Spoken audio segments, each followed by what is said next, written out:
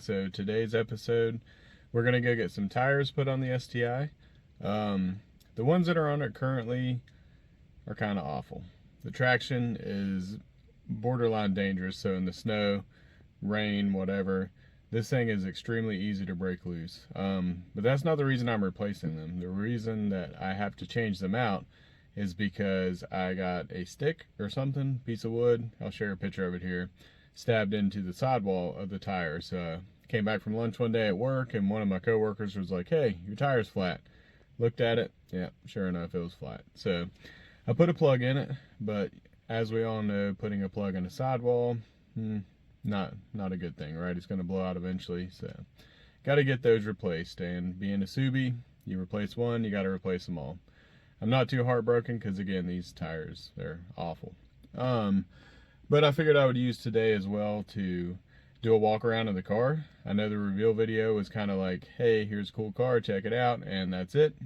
So what we'll do today is we're going to go around. I'll talk about what I've done so far, the modifications I have planned for the future, and yeah, we'll just check out the car a little more in depth today. I've also got a couple mods coming for it that are pretty cool. They're simple, but I think will really change the interior at least. So check that out when they come in the mail.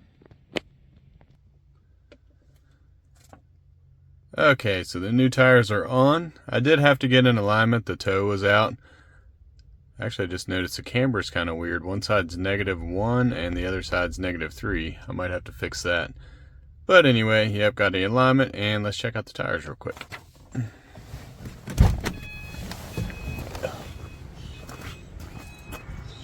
Alright. So these are the new tires, the Uniroyal Tiger Claw 4000 Master 1 Plus 2s. No, I'm just kidding. They're called a Tiger Paw Touring AS all season. So hopefully a pretty decent tire.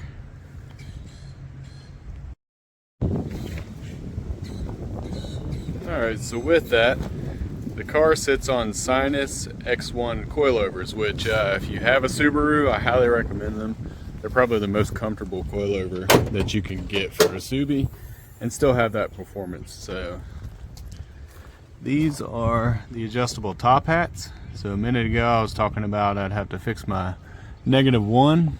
If we look here, that's sitting on 0 for the camber, and they said the right was at -1. Let's see what the left side looks like.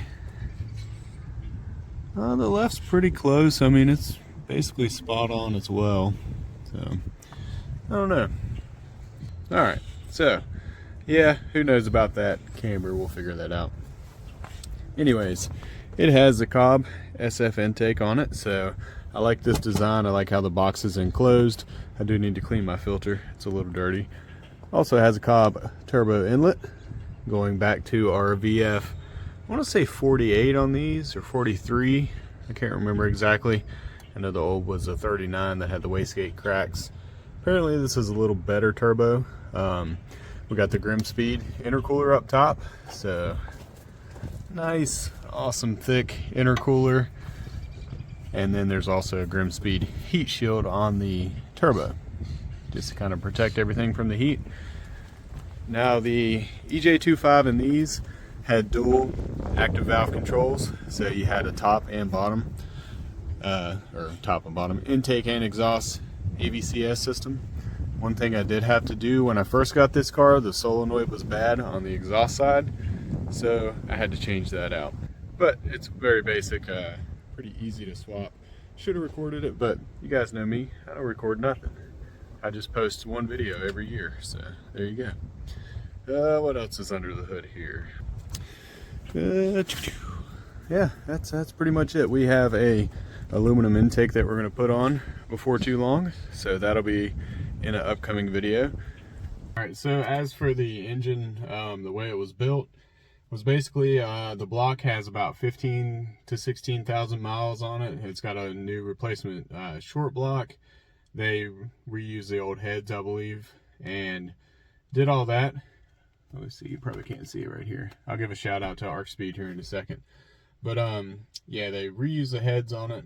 So the motor's basically refreshed, new short block from Subaru, so that's awesome. Now, As far as the tune goes, I know it is tuned. It's basically like a Cobb Stage 2, if you want to like get a reference for the power. And then it had a Pro Tune on top of that. So somebody's actually ran this thing. I don't know if it was dyno or just E-tuned. I think it was dyno tuned, but I'll have to look at the notes and I'll share them here on the comment block. So we'll see where that comes from. Actually, I'll just put them on the screen. That's easy. So this headlight right here, whenever I got the car, it was very yellowed. You can still see some of the yellowing right there. But there is a kit made by Cerakote, I think. Or no, it's a Cerakote headlight clear. I will grab that here shortly and show you guys, but it is awesome. I put that on. I've had this car about 6 months. I just didn't reveal it. But I put that on. It has held up extremely well. So highly recommended. Anyway, enough of the motor. Okay, so the first thing I had to do to the car was brakes, and I did pads and rotors. Let's see if I can get up under here.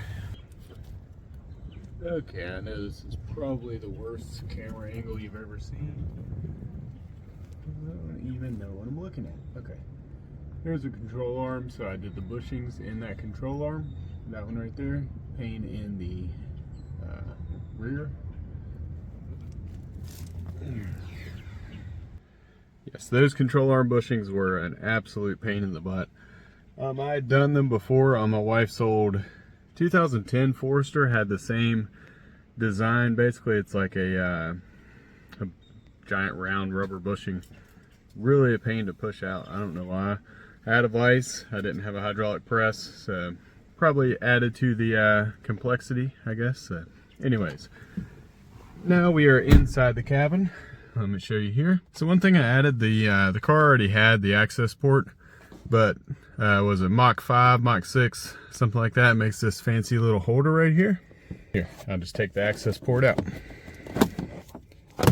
So you can see that it still retains the vent and gives you this nice little seamless access port to hold right there. So really awesome design. Before I had it right here and it blocked the entire vent. And I had to leave the air turned off because you don't want your hot air. This was in the winter time, so you don't want hot air blowing on that thing all the time. Okay, and I've also added a Pioneer Bluetooth stereo. So this thing was kind of a pain in the butt, I'll be honest. The reason being is because Pioneer requires you to wire to the brake switch, and that way you can basically only watch Bluetooth, or not Bluetooth, you can only watch videos and stuff whenever you're parked and the park brake is up. Huge pain in the butt. So I figured out a workaround. I had to wire in a relay. If you guys happen to have a Pioneer radio, I can link some videos to that. Just comment that you want to know how to do it, and I'll link the video that I used. It was pretty easy once I figured it out, but it was definitely a pain because otherwise you can't go in and add like your phone or nothing like that until the car or until the radio thinks you're parked. So I have replaced these door panels right here. The ones that were in here were all kind of jacked up, scratched up from years of use. You can see here, I painted this one. I know the sun's shining right on me, so I'm trying to get a weird angle. I painted that one, but you can tell it is not the greatest. Alright, so the next thing I spent entirely too much money on and was borderline ridiculous is my cup holder. And I know that doesn't seem like a big deal, but the old one didn't have these little flappy McFlappersons on here. So I was like, hey, I need that. Well then, come to find out, there's also supposed to be this rubber matting down on the bottom. And there's also supposed to be a nice fancy slide that covers all that up. Well, my car does not have that. And I ordered one. Well, it came in, it was the wrong size, and it didn't fit. So my car doesn't have the fancy slide, but got two new cup holders, and actually can hold my drinks in there now. This is something I need to address. Yeah, it's pretty bad. If you have one, give me a shout in the comments, and I will buy it from you. Same thing with this poor old shift knob here. She's falling apart. The rubbers, or the leather's kind of falling off. she has seen better days, but that's miles and miles of shifting. One thing you'll notice is this. So every 6-speed Subaru, every 6-speed I've had has always had just a crappy, sloppy shifter. I think it's just a Subaru thing, honestly. But we're gonna try to fix that. I've got some shifter bushings for this thing. I've also got another thing coming today that should help. I'm gonna try to fix it because, guys, you know, we had the Honda here on the channel, and if you've ever driven a Honda Civic, 2012 in particular, they have the best shifter I've ever driven in a car. Like, that thing is clean, precise. The shifts just feel good. Like, so from going to that back to the STI 6-speed, I don't know, it just don't sit right. I'm gonna try to fix it, try to tighten that up a little bit.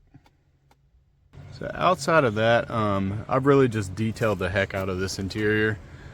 The individual before me said he lived on a really dusty road, so you can kind of see, like, in the door jambs here, there's still some remnants of that, like, I don't know, gravel, dust, whatever it is.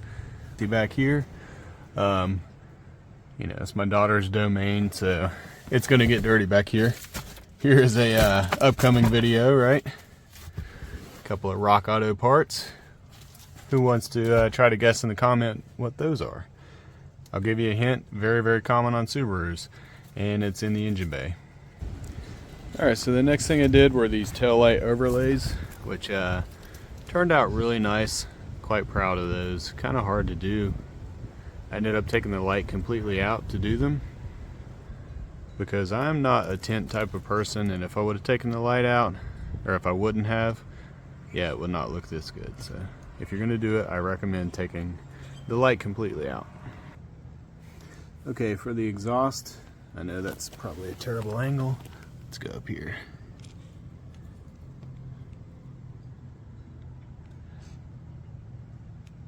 So the exhaust is a full cob. Sounds really good. We'll do some exhaust clips here before too long. Oh yeah, here's another one. Believe it or not, this wing right here, if you look underneath it, let me go up here. Oh, you can't even see it. Has a sprayer nozzle right here. So when I got the car, the sprayer nozzle didn't work, and I was like, oh, that should be an easy fix. It's probably just clogged up or something. So I ended up, what did I do first? Basically just tried to poke the little sprayer, get it spraying again. That didn't work. I took the hose off, tried to blow a little air up through it. That didn't work. So finally I was like, hey, let's just take the entire wing off.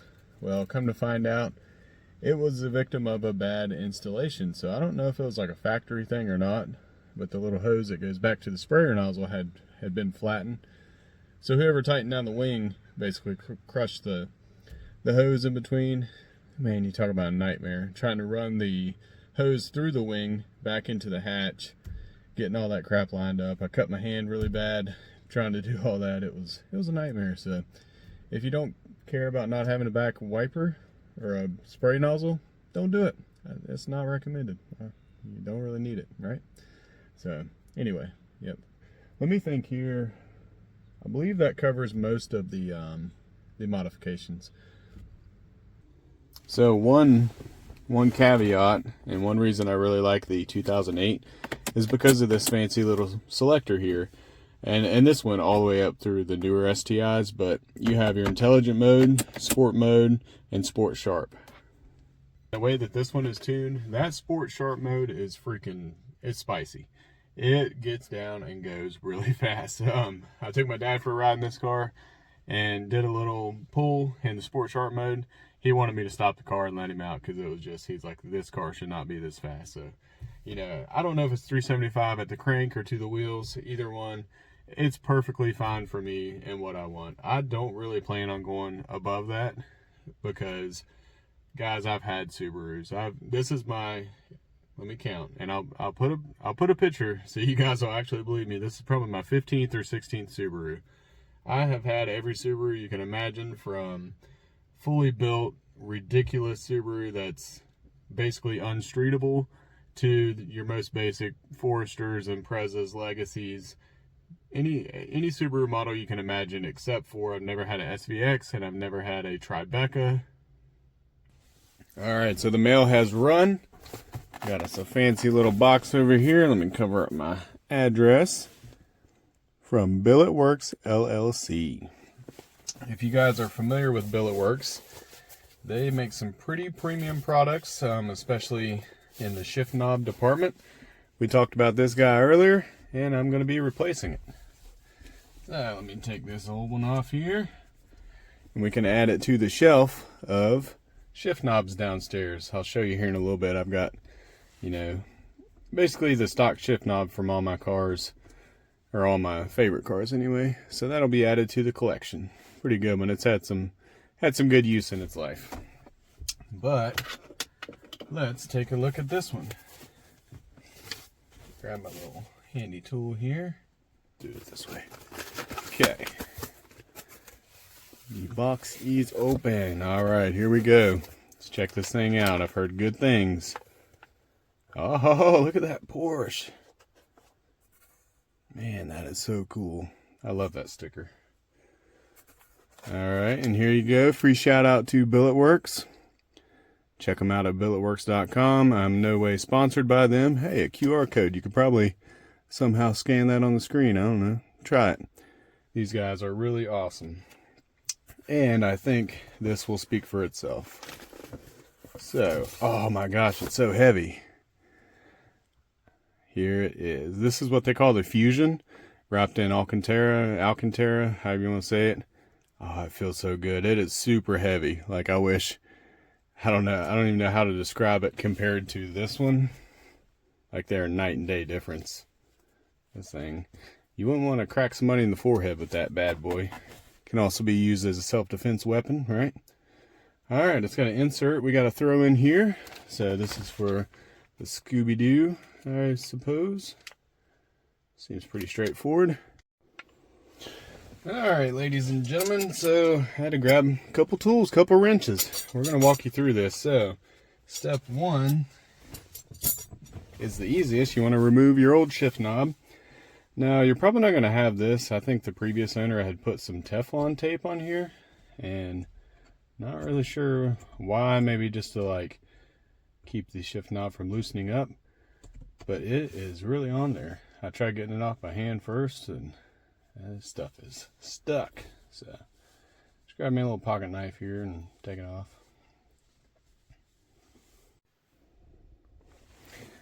Alright, so that took way too long. There was so much Teflon in here, it literally took like 15 minutes. But once you're done with that, so per the Billet Works website, what you want to do is run your jam nut down. You want to get it as close to the bottom as possible, but you also need to make sure that your reverse lockout will still engage. So at that point, mine won't. I'm going to back it off a little bit more, lift it up, and that's perfect. I'm also, as I'm over here, going to like just run the jam nut down until it touches the collar. I'm going to back it off just a little. Try it one more time. Perfect. Then you take your actual collar and you run it on top of the jam nut.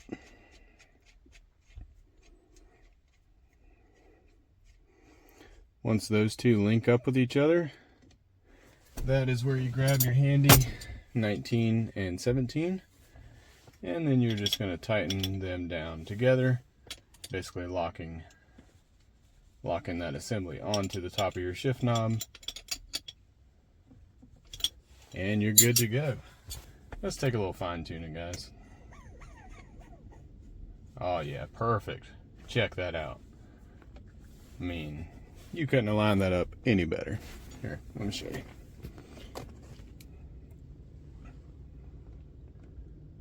That is awesome. Okay, let's try it out here. Alright, let's throw in gear. Oh my gosh. Like, it is amazing how much difference a good shift knob makes in your vehicle. I mean, it just really, they just fall into gear. Buttery smooth, no issues whatsoever. Need to fix my boot a little bit. That is so nice. Awesome.